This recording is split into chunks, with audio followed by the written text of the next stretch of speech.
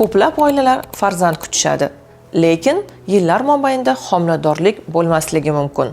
Bunga nima sabab bo'lishi mumkin? Buning sabablari juda ham ko'p. Birinchidan, ayol va erkak organizmidagi turli xil o'zgarishlar, gormonal holatlar, erkak organizmidagi urug' foizlarini past bo'lishi yoki bo'lmasam ayol organizmidagi tuxum hujayraning yetilishi bilan bog'liq muammolar bo'lishi mumkin. Bunday holatlarda ko'pchilik darrov eko haqida o'ylashni boshlashadi.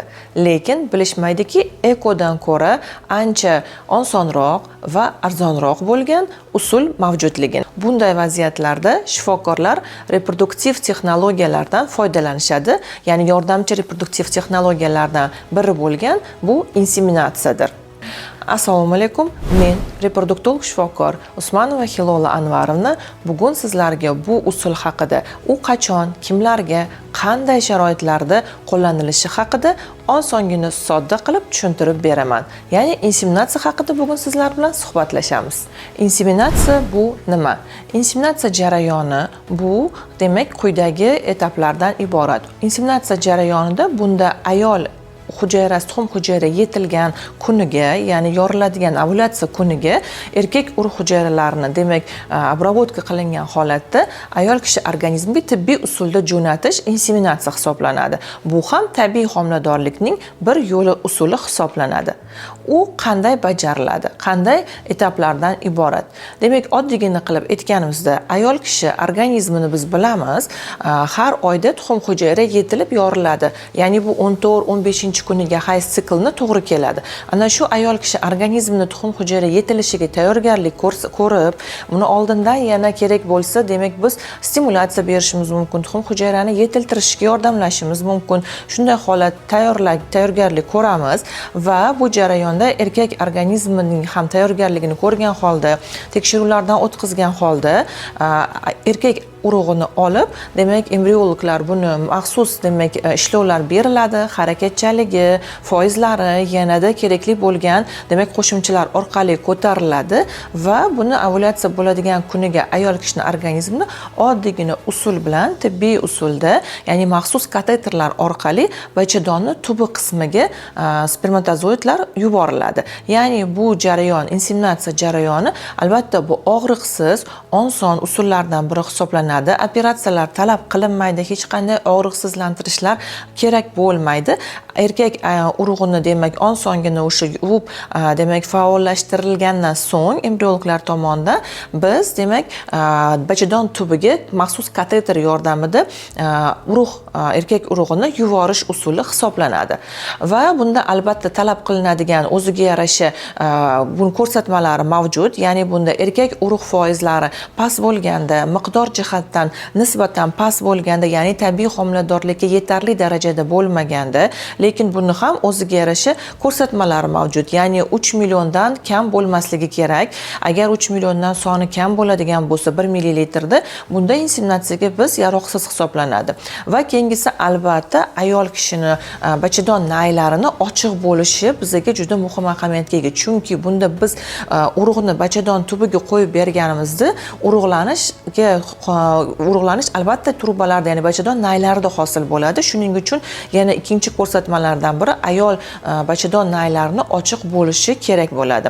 Va keyingisi ovulyatsiyani kerak bo'lsa, agar ayol kishi organizmida ovulyatsiya bo'lmayotgan bo'lsa, biz o'zimiz unga demak tibbiy usulda ovulyatsiyani yetiltirishga, ya'ni stimulyatsiya qilishga biz aralashamiz. Va demak ushbu kunda inseminatsiya bo'ladigan kun hech qanday og'riqsizlantirishsiz oddiy usulda qo'llaniladi. Faqatgina o'sha ayol kishi 15 minut kresloda yotib turishi talab qilinadi va undan so'ng hech qanday klinikada qolishi yoki bo'lmasam boshqa ortiqcha cheklovlarsiz, sotsial hayotdan cheklovlarsiz uyga javob beramiz va yana oddiy turmush tarzi davom ettiriladi.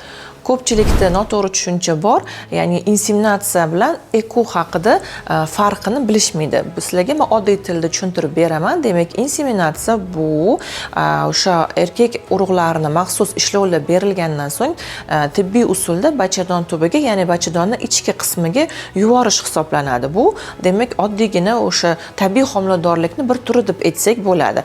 Ya'ni bunda biz jinsiy aloqa paytida demak spermatozoidlar qinga tushsa o'sha va u bachadon bo'ynidan, bachadondan trubalarga yetib borib o'sha yerda urug'lanish sodir bo'lsa, biz inseminatsiya jarayonida bachadon bo'yni baryeridan o'tib beramiz. Ya'ni bunda o'sha bachadon bo'ynidagi muammolar bo'lganda ham to'g'ri keladi bunda. Maxsus kateter orqali yuboriladi. Ya'ni tabiiy homiladorlikning bir usuli hisoblanadi. Eko ekstrakorporal urug'lantirishimiz esa bu demak organizmdan, ayol organizmidan tashqarida, erkak organizmidan tashqarida urug'lanish sodir bo'ladi. Ya'ni ayol organizmidagi tuxum hujayralarini yig'ib olib, erkak demak urug'lari bilan laboratoriya sharoitida urug'lantirish bu ekstrakorporal urug'lantirishga kiradi. Demak, inseminatsiya bilan ekoni farqini bildik.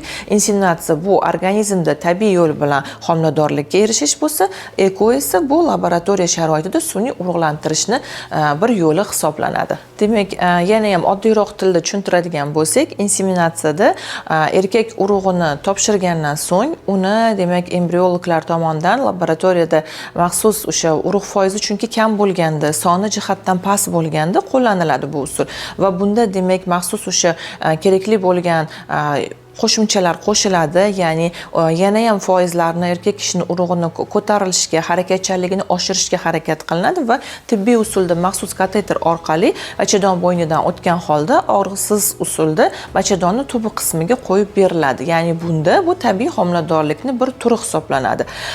Eko jarayonida esa biz bunda demak laboratoriya sharoitida tuxum hujayrani ayol kishidan olganda erkak urug' hujayralari bilan demak urug'lantirib maxsus X usulda yoki oddiy eko usulda urug'lantirgandan so'ng embrion hosil qilamiz va 5 kunlik bo'lgan embrionni bachadonni tubiga biz ekoda joylab beramiz, ya'ni transfer o'tkaziladi. Farqi ham shunda. Bunda demak tabiiy homiladorlik inseminatsiyada faqatgina erkakning urug'i jo'natiladi, ekoda esa uje tayyor bo'lgan laboratoriya sharoitida o'stirilgan 5 kungacha demak maxsus inkubatorlarda yetiltirilgan 5 kunlik embrionni bachadonga joylaymiz va bunda albatta ekoda stimulyatsiya uchun juda ham katta dozalarda gormonlar talab qilinishi mumkin.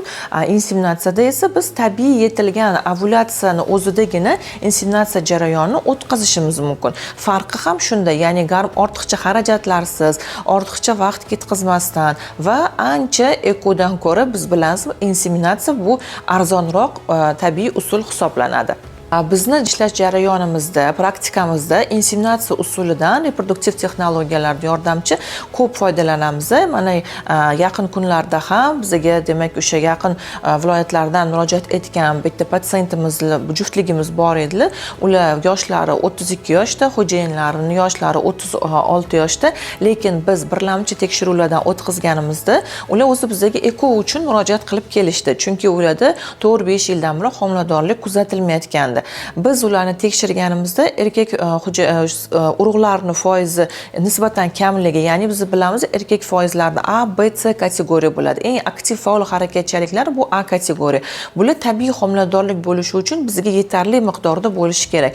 Bu juftligimizda mana shu harakatchan qismi erkakning spermatozoidlarida kam edi va soni jihatdan tabiiy homiladorlikka kamlik qilardi. Ya'ni 1 millilitrda 15 milliondan yuqori bo'lishi kerak tabiiy homiladorlik olishimiz uchun. Bularda esa bu soni va sifat darajasi past edi.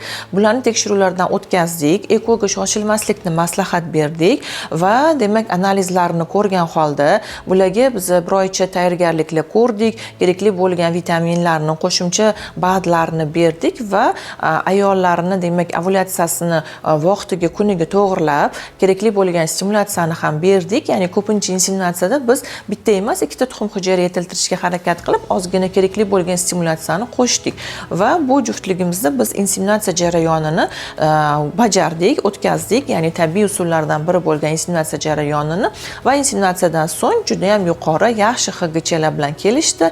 Tabiiy homiladorlikni oldik. Ya'ni har doim ham bizga ekoda murojaat qilgan patsientlarga biz shoshmaymiz.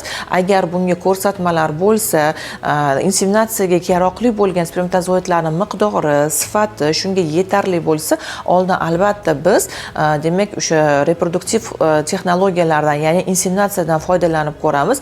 Bir marta yoki 2 marta biz inseminatsiya jarayonini o'tkazib ko'ramiz. Agar bunda ham biz natija olmasak, undan keyingini уже ekodan foydalanishimiz mumkin bo'ladi va mana shu juftligimizda ham biz juda ham chiroyli, yaxshi natija oldik, homiladorlik bilan kelishdi. Agar sizning orangizda yoki yaqinlaringizda yuqorida ko'rsatilgan muammolar bo'lib kuzatilayotgan bo'lsa va demak yordamchi reproduktiv texnologiyalarni qo'llashdan qo'rqayotganlar bo'lsa, albatta siz ham bu videoni ko'rib chiqing va ularga yuboring, chunki har doim ham demak eko tavsiya qilinganda agar ko'rsatmalarni reproduktiv shifokoringiz ko'rib chiqib, bunga moslik va sizda ko'rsatmalar bo'lsagina olinadi.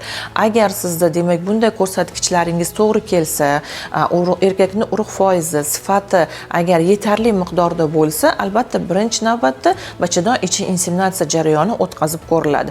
Bu natija bermagandagina biz keyingi etaplarga oxirgi bu bizani demak usulimiz bu eko jarayonini qo'llashimiz mumkin.